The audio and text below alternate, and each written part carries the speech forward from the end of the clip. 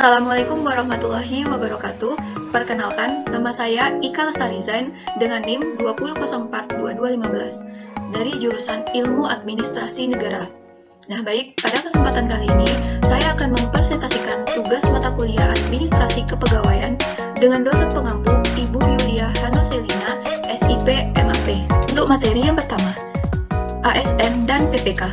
Menurut Undang-Undang ASN Nomor 5 Tahun 2014, yang dimaksud aparatur sipil negara atau ASN adalah profesi bagi pegawai negeri sipil dan pegawai pemerintah dengan perjanjian kerja yang bekerja pada instansi pemerintah. Kemudian, Pasal 1 Angka 4 Peraturan Pemerintah Nomor 11 Tahun 2017 tentang Manajemen PNS menyebutkan pegawai negeri sipil atau PNS adalah warga negara Indonesia yang memenuhi syarat tertentu diangkat sebagai pegawai ASN secara tepat oleh pejabat pembina kepegawaian untuk menduduki jabatan pemerintahan. Pasal 1 Angka 4 Peraturan Pemerintah Nomor 49 Tahun 2018 tentang Manajemen PPK. Pegawai pemerintah dengan perjanjian kerja adalah warga negara Indonesia yang memenuhi syarat tertentu yang diangkat berdasarkan perjanjian kerja untuk jangka waktu tertentu dalam rangka melaksanakan tugas pemerintahan. Dalam penjelasan tersebut, dapat terlihat bahwa status antara PNS dan PPK sudah berbeda. PNS merupakan pegawai tetap pemerintah, sedangkan PPK bersifat pegawai kontrak yang memiliki masa kerja yang telah ditentukan. Kemudian yang dimaksud dengan TNI adalah Tentara Nasional Indonesia. TNI terdiri atas TNI Angkatan Darat, TNI Angkatan Laut, dan TNI Angkatan Udara yang melaksanakan tugasnya secara matra atau gabungan di bawah pimpinan Panglima. Kemudian yang dimaksud dengan Polri adalah pegawai negeri pada Kepolisian Negara Republik Indonesia. Kemudian dari perbedaan antara PNS dan PPK dilihat dari segi hak.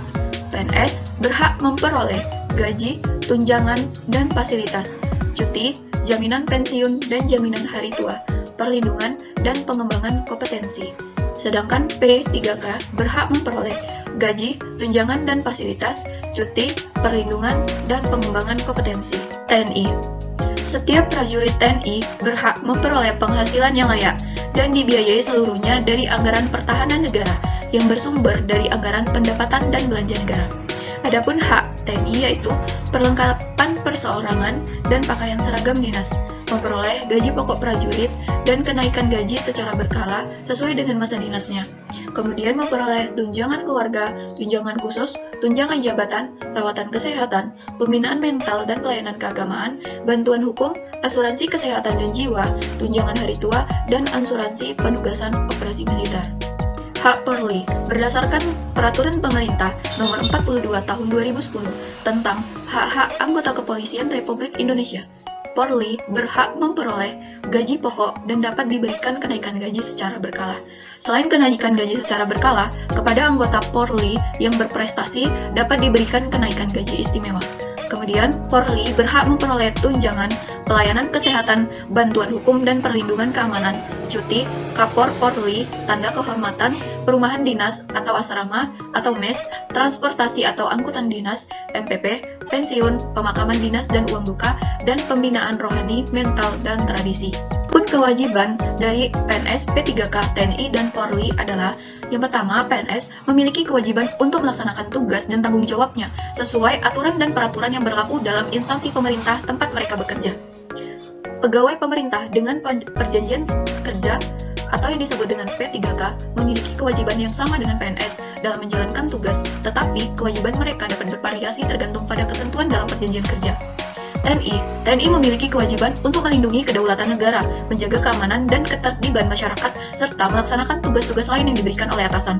Polri memiliki kewajiban untuk menjaga keamanan dan ketertiban masyarakat, melindungi masyarakat dari kejahatan, menegakkan hukum, serta melaksanakan tugas-tugas lain yang diberikan oleh atasan. Kemudian ada pun jabatan struktural dan fungsional.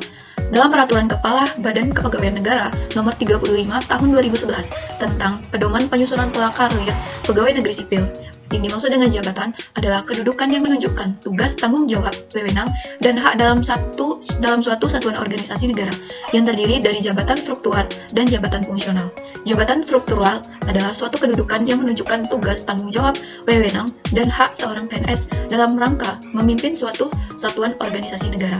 Jabatan struktural terdiri dari eselon 2B seperti kepala badan atau kepala dinas, eselon 3A seperti sekretaris dinas, eselon 3B kepala bidang atau kepala bagian, eselon 4A kepala seksi ataupun kepala sub bagian atau kepala sub bidang.